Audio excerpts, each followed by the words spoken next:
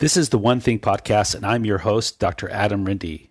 The One Thing Podcast brings together leaders in functional and naturopathic medicine to discuss actionable information that may unlock puzzles in the areas of gut health, brain health, metabolism, and longevity. Please note, these episodes do not replace the opinion of your doctor. They are not intended to diagnose or treat any condition. Please discuss this information with your provider and discuss your own unique personal health history before adapting this information. Please subscribe to our episodes so that you can stay on top of the most current information in these areas of medicine. In this episode, I welcome in Dr. Anne-Marie Fine. She's an internationally recognized doctor, award-winning researcher, well-known author, and CEO of Fine Natural Products, LLC. She's also a director of education of the Naturopathic Academy of Environmental Medicine and science advisor for MadeSafe.org. She is considered an expert in environmental medicine. She was influenced by our late, great Dr. Walter Crinian, who was a pioneer in the field of environmental medicine. And you can find her website at drannmariefine.com. Dr. Fine speaks to us today about the immunotoxicity of plastics. We go into the problem with plastics in our environment and in our food supply and the potential disruptions that plastics have on our health, not only the immune system, but also the endocrine system. We talk about routes of exposure, avoidance, and potential elimination practices. And generally, we have a really great discussion about environmental medicine and how it really is an area of our life that we have great control over once we educate ourselves and learn all the different ways that we're exposed to toxins in our environment. I really enjoyed this discussion because it was practical and informative, and I hope you enjoy it as well. If you do like what I'm doing here at the One Thing Podcast, please make sure that you forward these episodes and press like and subscribe on your podcast player and wherever you listen to this podcast. So without further ado, I welcome you into the next episode of the One Thing Podcast with Dr. Anne-Marie Fine. Dr. Fine, welcome to the One Thing Podcast. It's great to be here with you today. Well, thanks for having me. You're welcome. I enjoyed getting to know you a little bit more while we were offline, and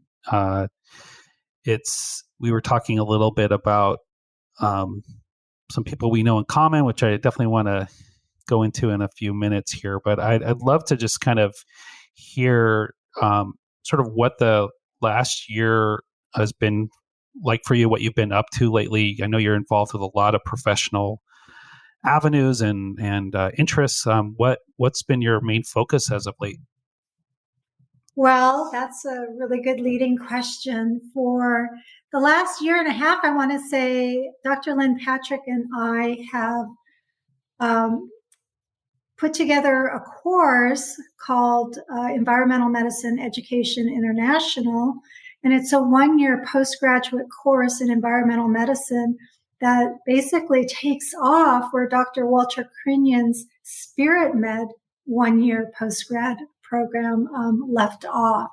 So he was our mentor, and we didn't want this information to die. In fact, he asked us, when he was in the hospital, to please carry on his work. And so it took us a while to put it together because we started from scratch, but then we realized, this emerging field of environmental medicine is just rapidly growing and changing, and it's necessitating ongoing education. And so we've already added so many different modules to our educational portion that were not in his original course.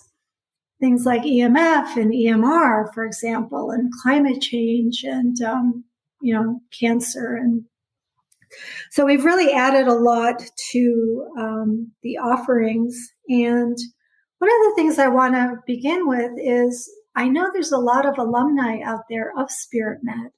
And if you're listening to this today and you want to get updated on the information, we have a really extremely good discount for Spirit Med alumni, because we want you to come back and be part of our community and have your knowledge be updated. And we want you to be part of our grand rounds. We do 6 hours of live grand rounds every month on Zoom. And we have global experts in environmental medicine. And we do case presentations. And it's just a fantastic way to really keep on top of what's going on in environmental medicine. And so our course it's basically online, but it also, we have the Zoom 6-hour grand rounds. And so even more recently, we are taking it kind of more on the road, and we just signed a contract with the Cleveland Clinic, and we're going to be training their doctors. Wow. Congratulations. Environmental medicine. Thank you. And what was really interesting there, this is their functional medicine group.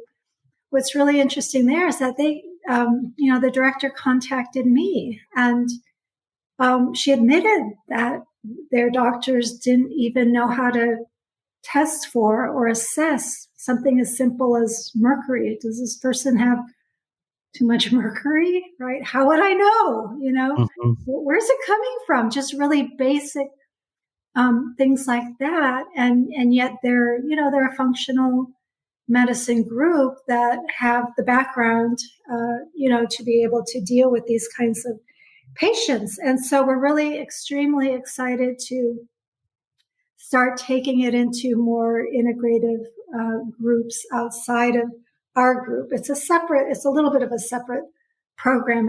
We're not doing a year for them. We're doing something smaller. It's called Foundations of Environmental Medicine. But what we are getting out into the integrative clinic. So that's very, very exciting.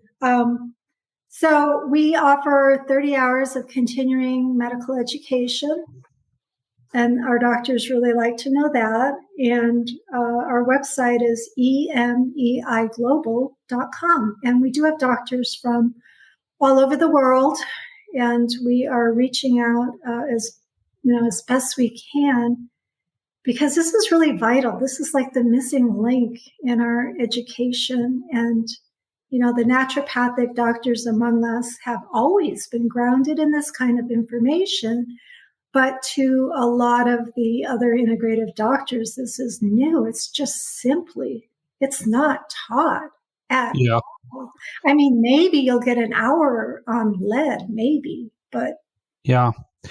I mean, I was looking at the curriculum, and it's just fascinating what you guys have put together, everything from lab testing, assessment, and then all the kind of deep dives into the various areas of exposures. It's just such an interesting course. And I hope that today we'll talk a little bit of a slice of it. I know you have a special interest in the skin as a detox organ, and sort of a protective organ against toxins as well.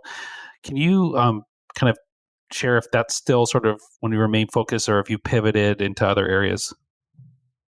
Well, I really got interested in the skin because my female patients were asking me when I started saying, parabens are bad, or phthalates are bad, or fragrance is bad. They're like, well, sure, Dr. Fine, but then what should we use? And I started looking around at products and really reading the ingredients, and it did not meet my standards. And so I actually learned how to formulate in Europe and came up with my own line. Super clean. So clean you can't even find it today. I'm not in production. Oh, okay. It's super clean. The problem with organic natural materials is, especially in the current COVID situation, we have a lot of supply chain issues. Yes. So, I'm not in production right now, but that was sort of the impetus to get me more interested in, we women, oh my gosh, all day, starting in the shower. It's, your scalp is one of the most absorptive skin surfaces on your body. It's your scalp. Mm-hmm. And, we've got shampoo and conditioner and hairspray and I don't know, other stuff. And then we put, body lotion on and, makeup and, moisturizer and all this stuff. So I really started thinking, with the female patients, for all of us, this is kind of the low-hanging fruit because you don't have to go without. You just get better products, better underarm deodorant. It turns out your armpit skin is really absorptive as well. Mm-hmm. And so you've got all, your lymph nodes are there. And so getting, cleaner underarm deodorant and makeup and body care and getting rid of the phthalates for all of our female and our male patients too, because they're in the shower with shower gel and shampoo too.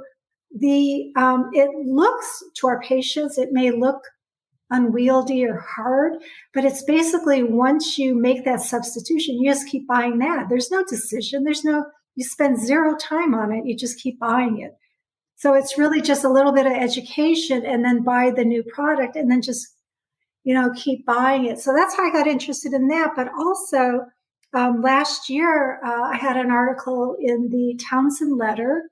Mm-hmm. And the title of it was called The Skin as Exposome. And I really wanted to talk about, when we talk about environmental toxicants and everything, it's like, a lot of times we're thinking about ingestion, right? Or, exposure in the air or exposure in the water. And it's like a lot of this stuff is just coming through your skin. And so I wanted to talk about the skin as root of toxins coming into your body. Now, as naturopathic doctors, we're pretty familiar with the idea of toxins come out in a sauna or sweat, right? Mm-hmm. And so that's good. The skin is actually an excretory organ. But what is less appreciated is the fact that things can come in. And by the way, I'll just give you a little tip here, which kind of depressed me, but phthalates, which are found in fragrances, they are plasticizers. They're found in plastics, but also they're found in personal care products as fragrances. Not only are they absorbed dermally through your skin as you put it on, but they're absorbed through the ambient air. So all this time that I was walking into the department store and the perfume lady would say, you want to get sprayed? And I felt so virtuous saying no and walking by. But really, if you've got exposed skin, you're getting all of the phthalates through your skin anyway. And so what that means is, if you work in an office and there are people wearing scented products, you have dermal ambient exposure. And this has been shown in the literature. So this is why in my green clinic in Scottsdale, I had a no fragrance policy and many, I didn't know that you could absorb it from the ambient air, but I had a no fragrance policy. And this is why it's a good idea. That's one more source. Yeah. Wow. Yeah. Yeah. And I think, after what the world has been through during the pandemic era, I think people are now more than ever able to accept, kind of the invisibility of the exposome. It's like before it was, it was like, well, I wasn't coughing or I didn't sneeze or I didn't, if you didn't see it, it didn't happen. Right. But now I think we're so aware that there's just so many different routes of exposure that we're just not even aware happening around us.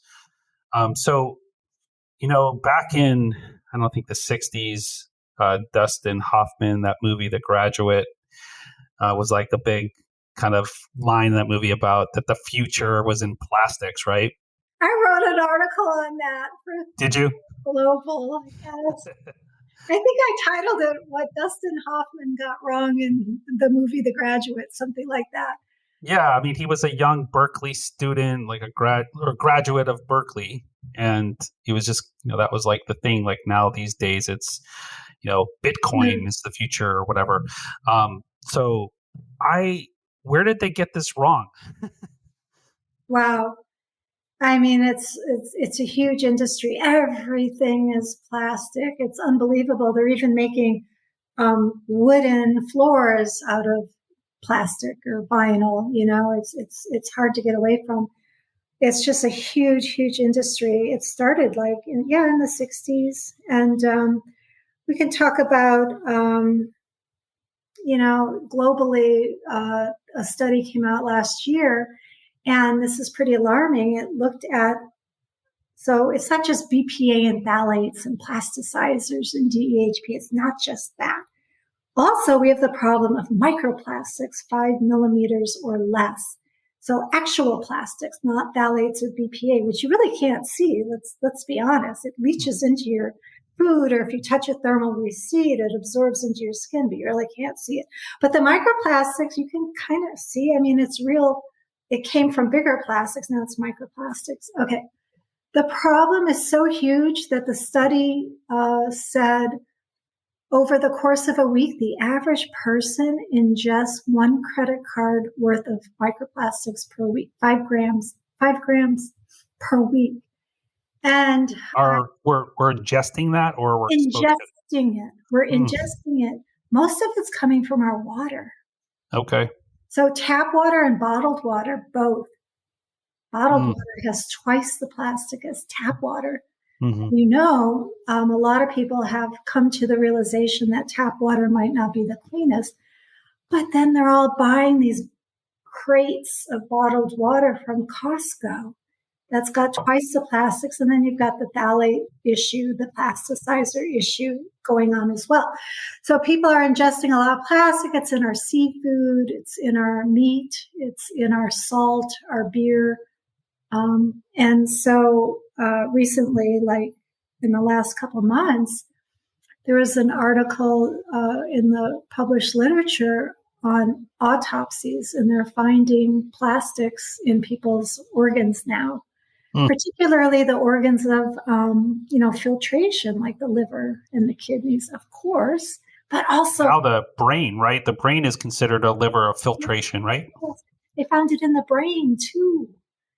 So, I mean, I'm sorry, did I say in liver of filtration, an organ of filtration? Yeah. Yeah, an organ of filtration. They're finding it in spleen, they're finding it. Okay, so that is not good. That we're finding, like, visible in an autopsy, was just finding all these little pieces of plastic. And, it has been the case for several years now that they open up fish and, sea creatures, and they're finding plastics, right? Because our oceans are full of plastics. So our seafood is full of plastics and plastic parts, and now we're full of plastic parts.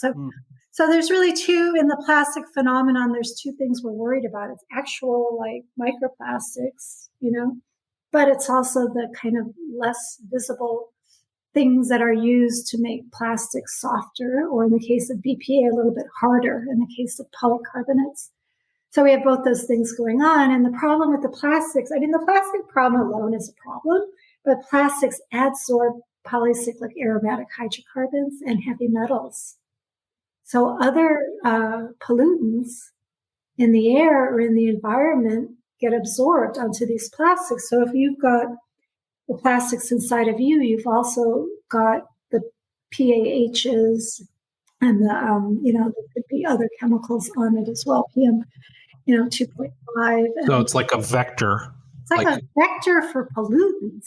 It's not just clean, clear plastic, which is bad anyway, but it's carrying other things as well. And by the way, you're breathing in the plastics, which is a little bit horrifying because we all have to breathe. That is not the low-hanging fruit.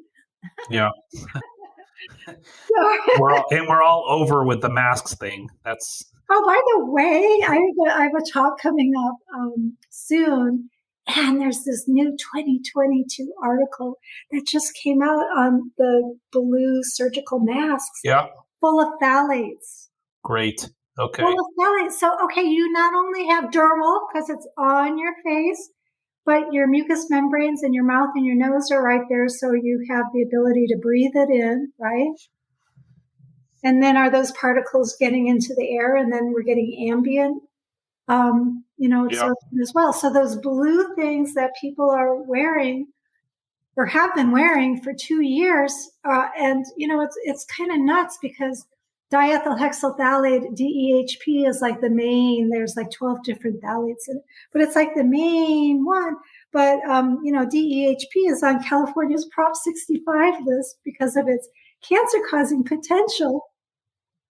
So it's like, even though there's some awareness that DEHP you might want to get rid of it, it's like the main one in all of these masks that people have been wearing for 2 years. So phthalates in the mask. That was new to me, but I'll be talking about that. Well, it's we're just the tip of the iceberg of what we're learning about all the aftermath of this last couple of years, I'm sure. So and I want to kind of circle back also, just because I think a lot of people listening to this would be, thinking like, well, wait, what about, is it really offing, if it's a new mask, or if you only wear it for like 10 minutes, or if you, if you're throwing it away every time you use it, if you're not supposed to heat, like those kinds of questions are always like granular questions that I think people, want to know from a practicality standpoint. Like if they run into Trader Joe's and throw one on for a few seconds just to comply with the store policy, is that okay? Those are things I'd love to circle back at, just like general stuff like that. Yeah, I'd love to know that too. I haven't seen anything on the phthalate issue with the face mask and how many seconds does it take to absorb it. But parabens, there is a study on paraben absorption, and it's like applying a body lotion once to your body. I mean, it's in the blood like an hour later, it's in the blood. And then BPA, they have done those kind of studies with BPA. BPA has there's over 10,000 publications today on BPA. And so they've done those studies. And the BPA from the thermal receipts, it's within seconds. I mean, they've literally done the studies where someone is ready to draw blood and they're holding, the receipt and they're timing it and trying to see how long does it take. And it takes seconds for it to go through the BPA. It only takes seconds for it to go through the skin. But I have not seen that on the phthalates. But, obviously, if you, you would think if you did it for 10 minutes versus 8 hours, you would think that's much better, right? Mm-hmm. That's what I would think. Doing the plastic as little as possible would be great. But what I do is I do a cloth mask. I don't even do plastics, and then I just wash it after every use. Yeah. And Okay. Yeah. So you kind of outlined one of the key problems with plastics is, just this vector component of it, that it pulls other toxicants into the body along with it. And so the aftermath of that is what? Well, the other thing that we're learning is the plastics are immunotoxic as well. And so when we think of plastics, we think of them as endocrine disruptors, things that are affecting us on the hormonal level. And, hormones themselves work at nanomolar levels, very, very, very small levels. Well, so do the endocrine disruptors. Very, very low levels are causing problems in our endocrine system. Well, somebody thought, well, what about the immune system? And now there's all this research that I really just started noticing in the last few years on immunotoxicity.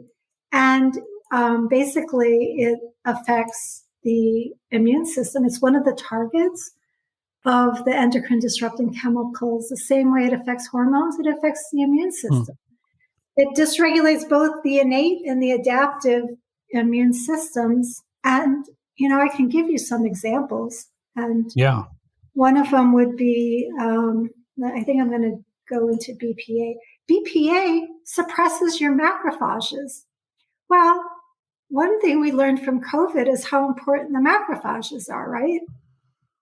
Yeah. So BPA induces suppression of the macrophage activity. It's pro-inflammatory via NF-kappa B. And there's also genotoxic and DNA effects on the macrophages, DEHP, diethylhexylphthalate. It enhances the inflammatory molecules in the macrophages, the chemokines. And, I've got the last couple of years, I've done an entire presentation on this. The BPA also impairs phagocytosis, and bacteria killing in our immune cells. And BPA reduced chemotaxis and the ability to kill MRSA in human blood. Well, MRSA is something that has been on the rise in the last few years. Something like methylparaben inhibits your neutrophils. And, BPA can activate the mast cells and degranulate them.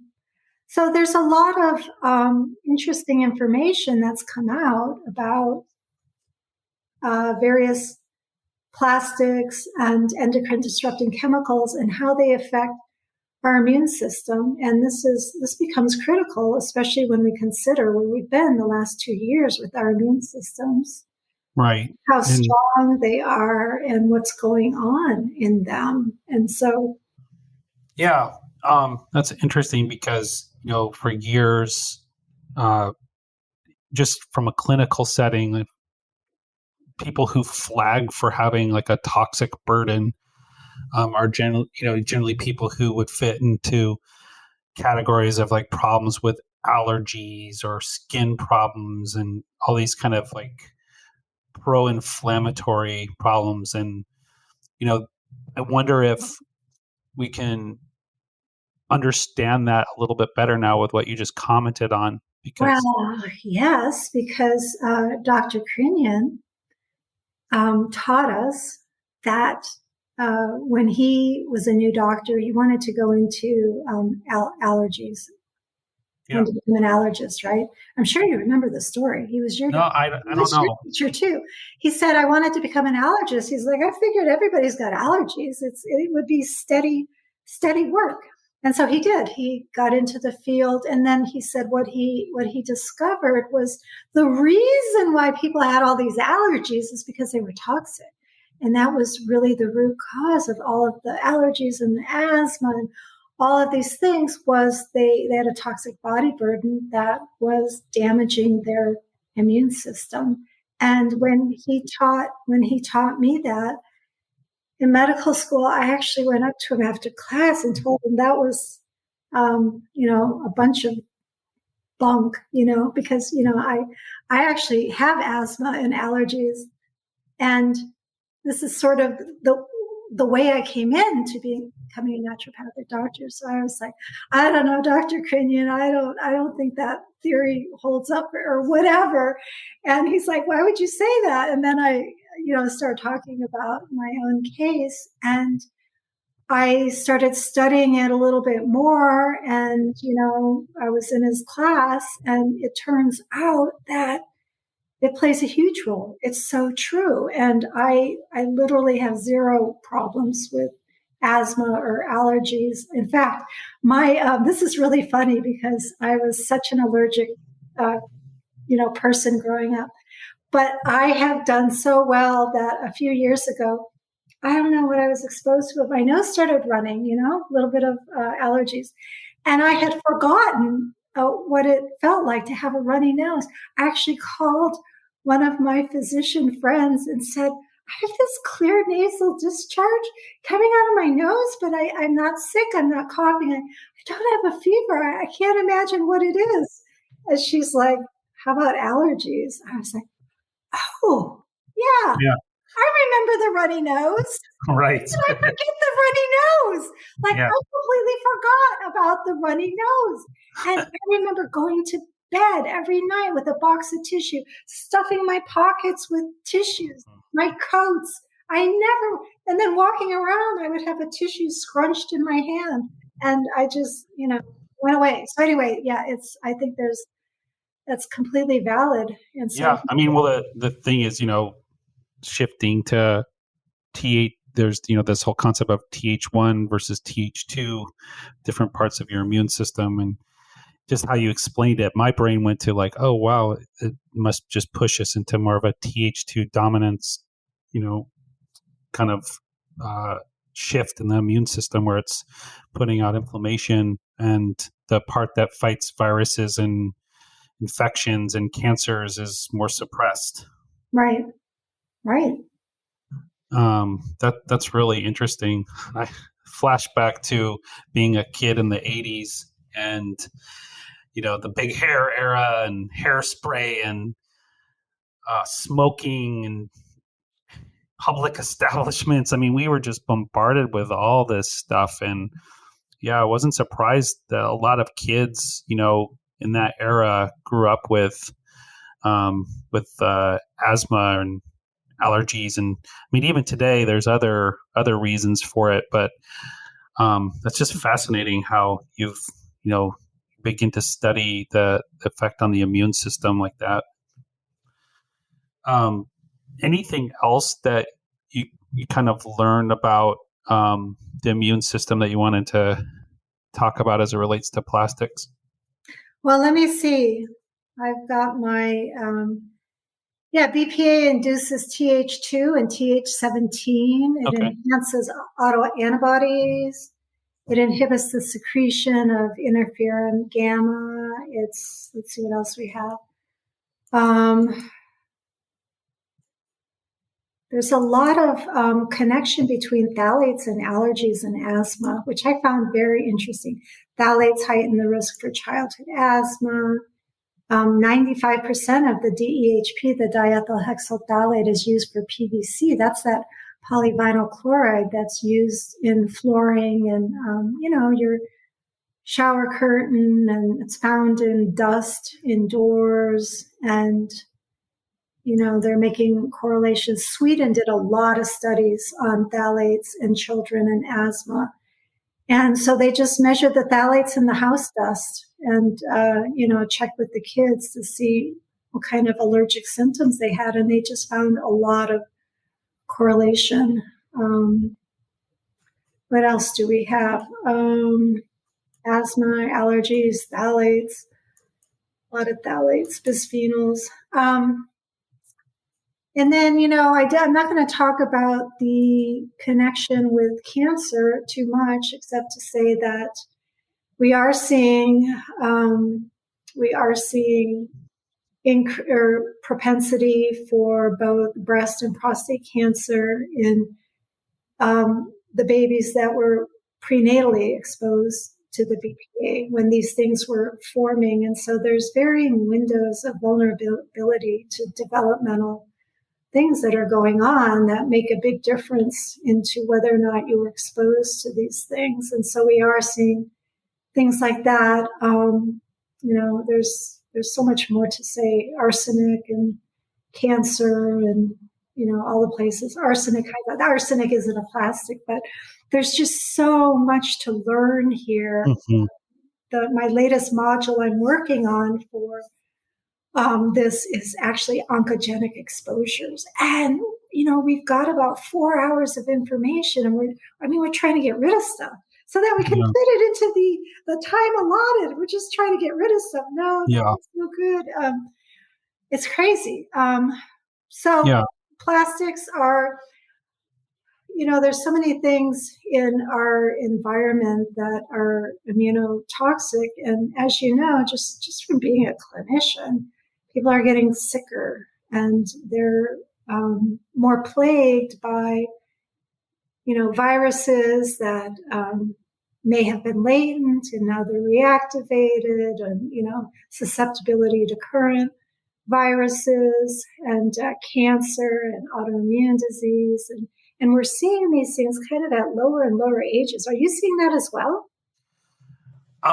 Definitely. I think, there's a combination of both like awareness and people calling out their health problems more though as well. So I think there's a combination of an acceptance to bring things up that might not fit within a box that I'm seeing.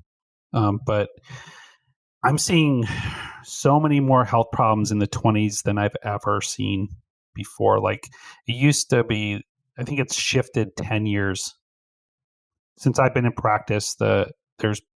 We hardly ever would see 20-year-olds come through. I mean, they were busy just living their life. Mm-hmm. And now I see so many 20-year-olds coming into my clinic with problems that usually would have presented later. Metabolic problems, allergy problems, digestive problems, lots of mental health concerns. So yeah, skin, infertility, skin. Infertility, yes. The neurobiology of plastics is kind of a newish area, and I just want to call out. I talk about it. I also have a podcast. Oh, okay. Please tell us the name of it by the end of the. Well, it's the EMEI Review podcast, and it's you can get it on emeiglobal.com.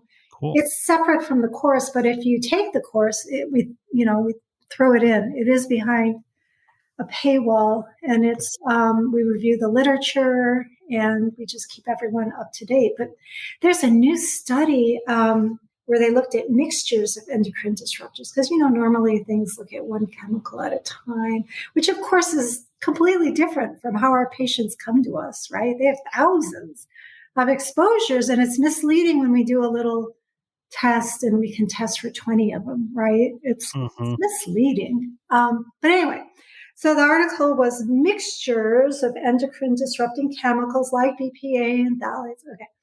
And they looked at it. It was in human beings, and they found that they found delayed,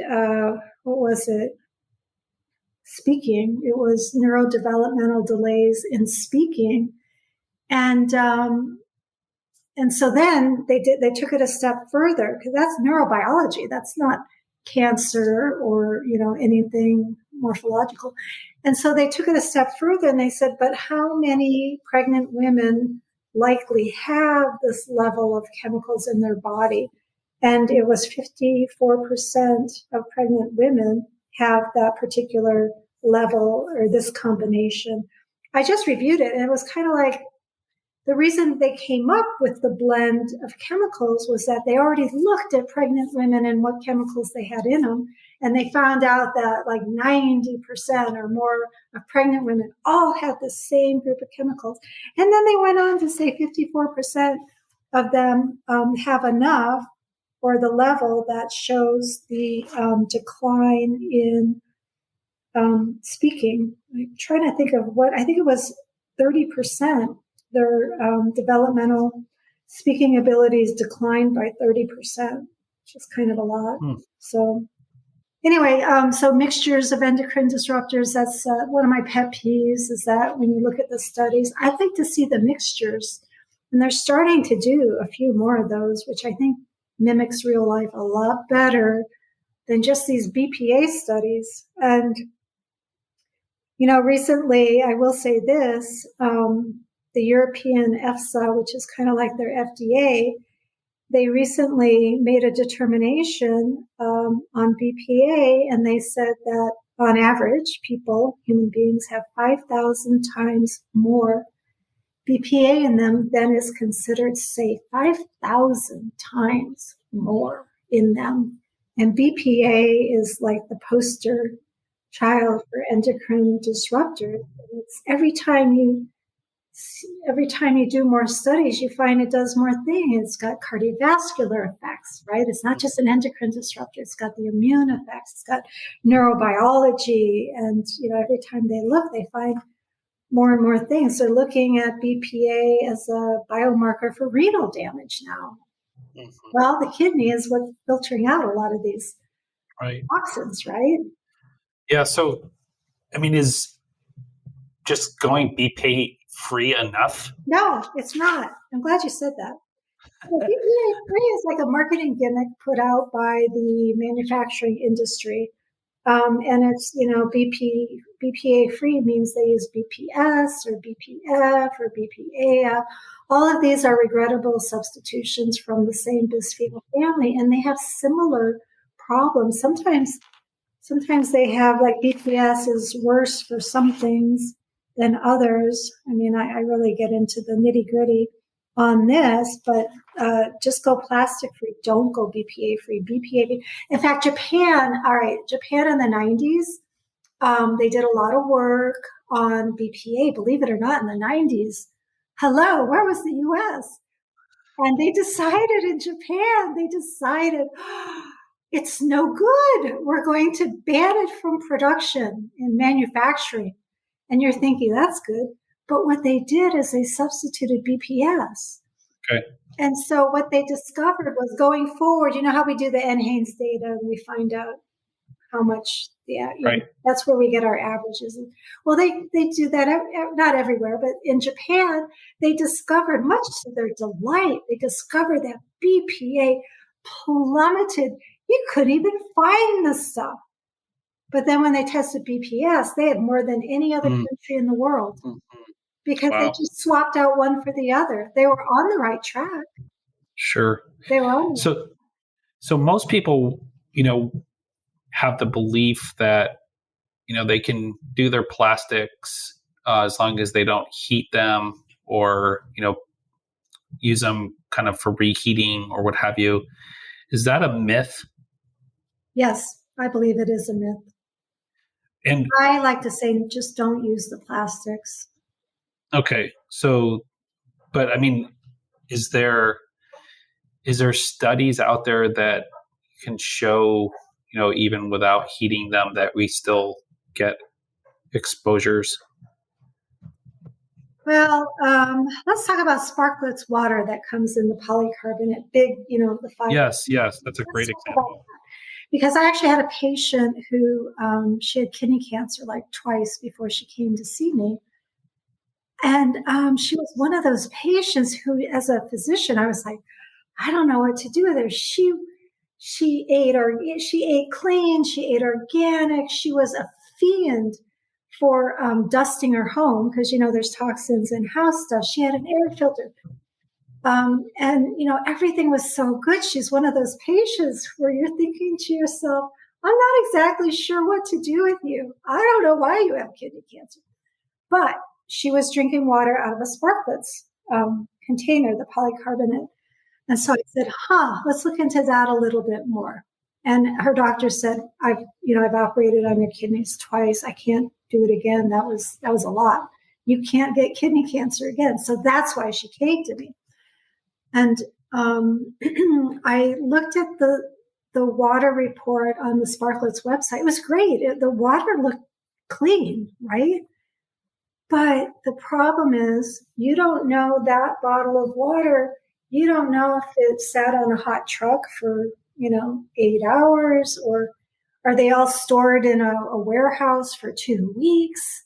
You just don't know what's going on in that bottle. And I had her switch out to glass bottles, and she's been. I can't say that was the reason why, but it was like the only. Oh, she had clean personal care products.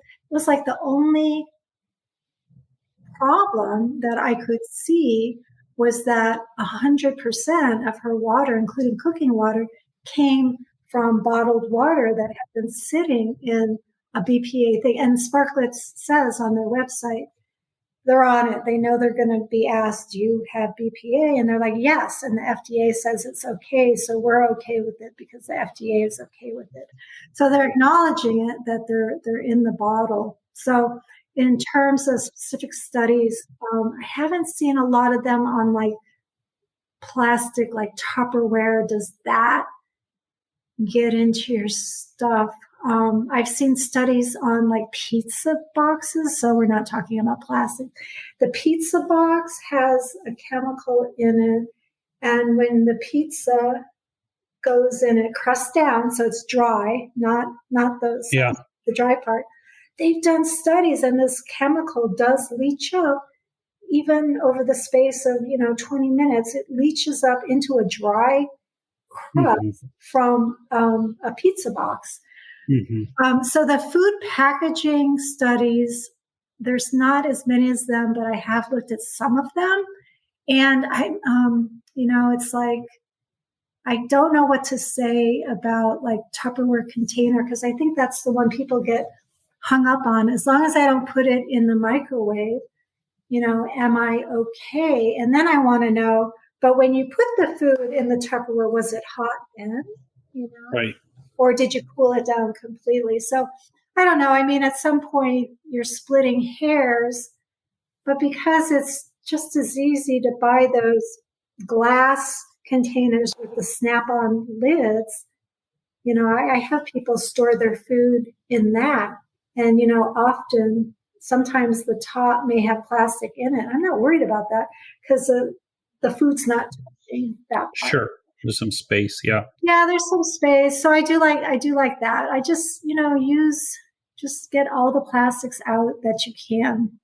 Mm-hmm, mm-hmm.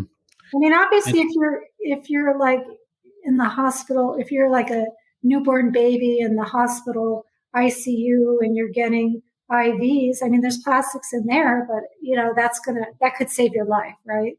Right. So obviously, there's some exposures, or if you go to the airport and you can't bring your water in, you cannot bring glass in.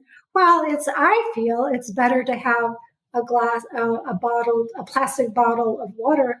I think that's preferable to dehydrating. Exactly. Yeah. Right? Yeah. So you just have to be mindful of it and mindful and reasonable, and reasonable, because the flying is dehydrating. So do you really just want to say no plastics, and then you get in an airplane and you're completely dehydrated? Mm-hmm, mm-hmm. Yeah. So the going into talking a little bit more about Dr. Crinian, so for those of the people who are just tuning in, Dr. Crinian, who has passed away, is a legend in the space of environmental medicine within lots of circles: naturopathic medicine, functional medicine, integrative medicine.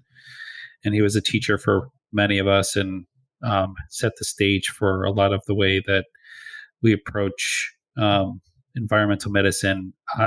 Going back to the first time I ever heard him speak, he had these kind of principles of environmental medicine, and like number one on his list was, and he would say it like 3 or 4 times, like avoidance, avoidance, avoidance, which, as I've heard you talk, I would love to hear his updated spin on that today, 2022, and what he would say with that. It's still avoidance. The number one rule of environmental medicine is still avoidance. It just still is. I mean, it's so much better to just avoid the thing in the first place so you don't have to do an intervention later. And so we just, as clinicians, we have to just become very clear on the educational portion of what we tell our patients. And I think there's room for improvement. Even in myself, I've noticed that I'm huge on the educational component. And sometimes I'll have seen a patient, 3 or 4 times, and they'll walk into my office and either be carrying a plastic bottle or say, yeah, I still get those Costco waters. And I'm just like, but we talked about it. And, right.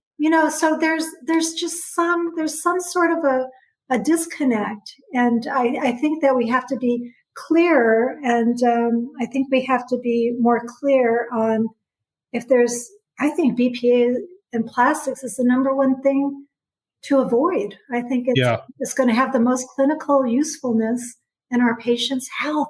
I mean, they're connecting phthalates and BPA with diabetes and obesity. I have a note here. Oh, I want to read it. It's like, this was good. Hang on. Okay.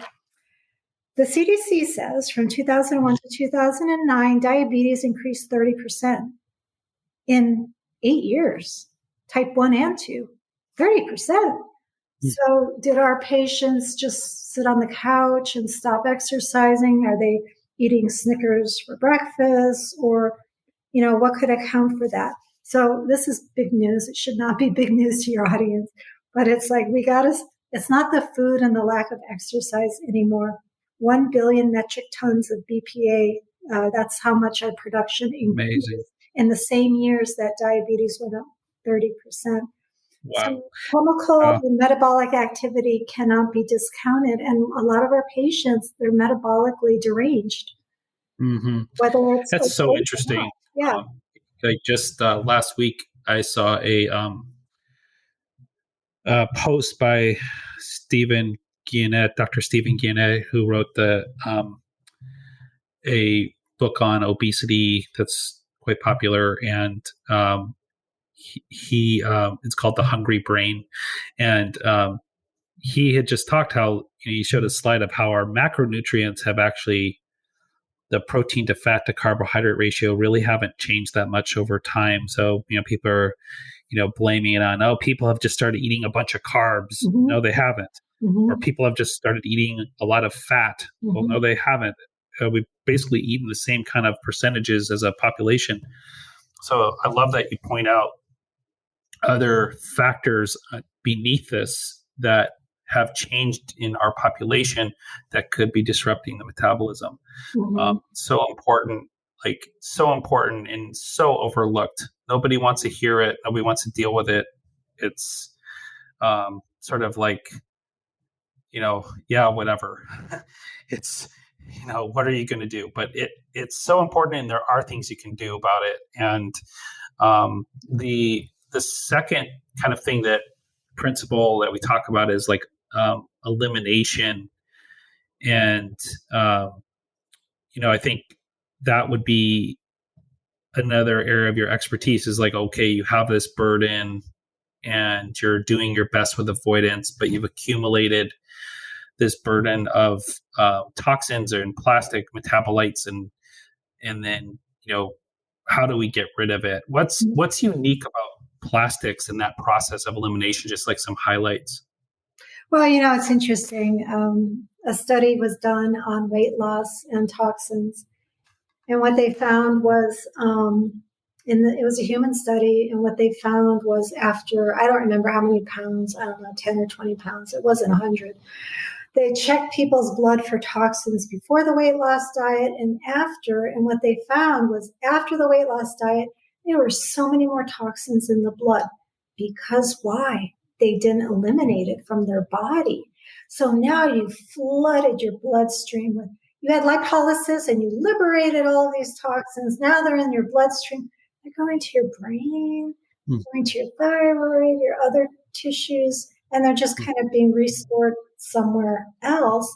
But unless your arteries are open, I know that's a really naturopathic word, unless you are eliminating properly, you probably should not do an intervention to reduce body burden because you're just shifting it around. And they also saw in the study that the people who lost the weight, they had headaches and things. Well, yeah, because you're recirculating all these toxins. It's like when you get constipated and you get a headache. It's like you just you're getting double duty from those toxins. Yeah. You did it the first time. Now you're just it's gonna recirculate again. So detoxification or having the organs of elimination open is really critical to doing any kind of detoxification. And if you start to detox your patient without making sure those pathways are open, they will not be happy and they will call your office and let you know. Yeah.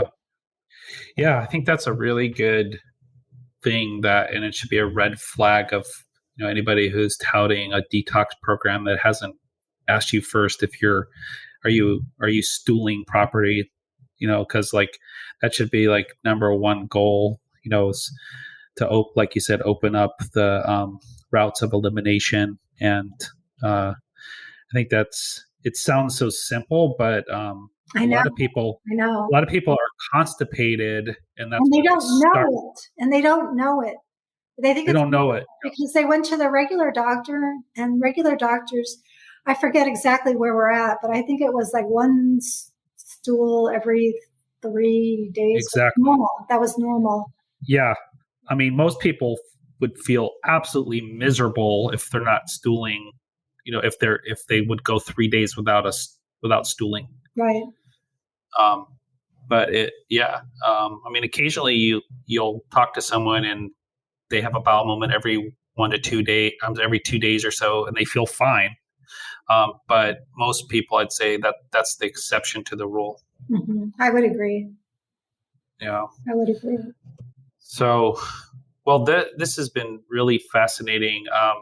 I I would just love to kind of hear anything more or wisdom that you might want to share about this topic, and then kind of leave us with some parting words and just ways for people Yeah, I to will. follow. Yeah. Oh, I just want to leave you with I think it's a good tip. People seem to like this tip. So we talked a lot about plastics, but BPA is found on thermal receipt paper, and we get it at the gas station, we get it at the grocery store, we get it everywhere. And so what I do tell people, because remember I said it only takes a few seconds to absorb. What I say is, if you're at the grocery store, just say, I don't need a receipt. Do you need a receipt? If you're at a department store and you're buying something expensive, yeah, maybe you want the receipt in case you need to return it. So in that case, I have in my purse, I have an envelope or a pouch, and I put them in there because, and men, your dollar bills in your wallet are full of BPA because men put their receipts in their wallet and then it just goes on the money. And so if you segregate them somewhere where it's not touching, because we women, when we want to get something out of our purse, we're not even looking. We put our hand and we're like rummaging in our purse. We're just touching, BPA. Mm-hmm. So you want to segregate it. You want to say, no, I don't want it. Or if you need it, you segregate it. But also what I do at the post office or the bank, you do want your banking receipts. You do want to make sure that those got deposited. I ask them to put it in an envelope before they give it to me. Mm-hmm. Same thing at the post office. I ask them, because if you mail something, you do want your receipt to make sure it gets there and you have a tracking number. I asked them, nobody over the last, 10 years that I've been doing this, or 5 years, nobody has ever said, we don't give out envelopes or anything like that. Right. And so you can have them put it in the envelope and then it's segregated in your purse. And if you need it, touch it if you need it. But, we got to stop touching those. And there's a lot of hand sanitizer going around these days. Hand sanitizer it's mostly alcohol. It's a penetration enhancer. And the amount of BPA that goes in after using hand sanitizer is about 100-fold more. Mm-hmm, mm-hmm. So you just don't want to touch those things. You really want to keep that in mind too. And then I think that's probably my best tip. And then don't do fragranced items. Just don't do it. And don't do those plug-in air fresheners. Those are the worst. They pump out phthalates, formaldehyde, benzene, all the carcinogens into your home. Yeah. Wow. Yeah, it's fascinating. I'd love to hear your take on this. Because you commented earlier about people still do this stuff, even though we've said it. I've heard something really interesting is that if we understand the mechanics of making a decision, so what we're technically doing when we make a decision is we're bargaining with our perceived future based on that decision. So, for example, if I decide I'll grab the plastic receipt, I'm bargaining that the inconvenience of and the uncomfortability of saying, hey, can you email it to me or put it in an envelope is more painful than just grabbing the receipt. But if we ask ourselves, what's the future implications of, repeated grabbing these receipts, then we might make different decisions. So we're actually perceiving the short-term pain is greater than the long-term pain. And it's just interesting because I think we all do that, based on various decisions. But if we were really clued into what we're voting on with each of our decisions or what we're banking on, it might change our behaviors. Yeah, and I think part of it is just making a new habit. It takes a while to get a new habit. I remember when I was first trying to think of how not to touch all these receipts, and you're right, you brought up one that I forgot to say, just have it emailed to you. But I remember I was embarrassed to ask anybody for an envelope. Like, that's an extra step for them. They have to get it and then they have to touch my receipt, put it in it. That's two extra. I was so embarrassed. I was kind of mortified. But nobody ever blinks. Nobody ever says anything or blinks. So now that's my habit. And guess what? If you ask, then they don't have to touch it either. So yeah. So you're like protecting two people. Yeah. So I think we need to, yes, what you said is valid. And then sort of, I think people need to be led into some new habits. And if you have those glass containers around your home, or you made the switch to a water filtration system, it's done. You don't have to think about it anymore. I think sometimes lab results can be telling. I had a gentleman with a testosterone level that was pretty low. And I said, well, you can imagine me. The first thing that has to go is all your plastics and all your cans. And we do get those patients who are very compliant, right? And so he did that. And it just turned out, for whatever reason, I got another testosterone lab on him before I did any other intervention. In other words, we were waiting for some other stuff to come in, and he happened to get a new, and so there was only 4 to 6 weeks in between these two testosterone reports. And the only thing that happened was he got rid of all his plastic and all his cans. And the testosterone level went up 30%. Wow. So for someone like that, when they can see with their own eyes that a much revered hormone is going up in them without any exogenous administration, with one simple change, that was pretty compelling.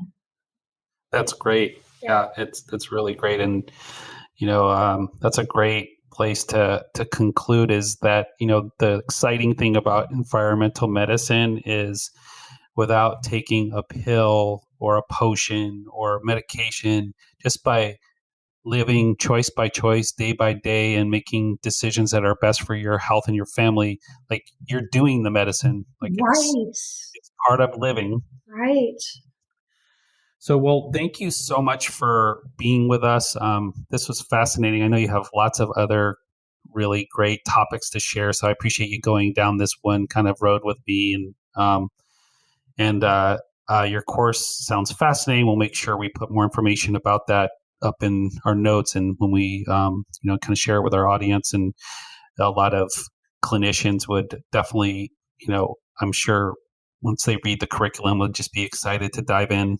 All you have to do is go to our website and listen to our testimonials, read our testimonials, look at the curriculum. It's fantastic, and is such an engaged group, and they get so much out of it. And the cases we get are amazing. So that's great. Yeah, thank you. Thanks for having me on, Dr. You're welcome. Appreciate it. Excellent. You're welcome back anytime. Okay, great. Thank you so much for tuning into this week's episode of the One Thing Podcast. Please share these episodes with your friends, loved ones, colleagues, patients, healthcare providers, anyone who you feel might benefit from hearing these informative interviews. We tend to learn best from people sharing things with us. That's often the first time it's introduced. So don't hesitate if the content of these episodes reminded you of someone that might benefit from it. Forward the episode to them, and I'm sure they'll either appreciate it or be appreciative that you've thought of them. So once again, we'll look forward to seeing you next episode on the One Thing Podcast. And again, much appreciation for you being here with me.